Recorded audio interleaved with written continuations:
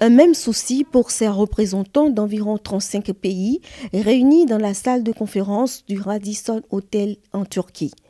La promotion du don et de la transplantation d'organes. Et l'objectif à terme est de donner une seconde vie aux malades qui bien souvent perdent espoir. Actuellement en Algérie, il existe 11 centres de transplantation d'organes. La plus populaire est la transplantation des reins. Ça se fait actuellement aussi, on a de la cornée, mais ça reste un petit peu en Algérie trop bas par rapport aux attentes. L'objectif actuel est d'aller vers la récupération ou bien de passer à l'étape de prélever des organes de personnes mortes, c'est-à-dire décédées. Ça ne se fait pas encore et ça pose un problème parce que la liste d'attente est très longue en Algérie. Il y a beaucoup de gens qui attendent et qui sont obligés d'aller en étranger comme en Turquie pour faire des transplantations d'organes. Le défi actuel pour le gouvernement algérien est de pousser les gens, les encourager à faire des prélèvements auprès des cadavres. C'est ce qui ne se fait pas depuis de nombreuses années. Mais pour les pays en développement, les défis sont tout autres.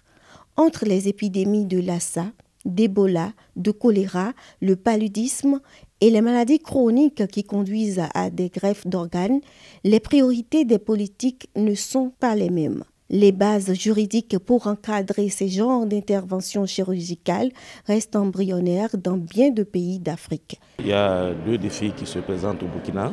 Le premier défi, c'est sur le plan juridique. Sur le plan juridique, les politiques devraient mettre en place des lois permettant de légiférer sur le don et la transplantation des organes. Le deuxième défi, c'est bien sûr le trafic.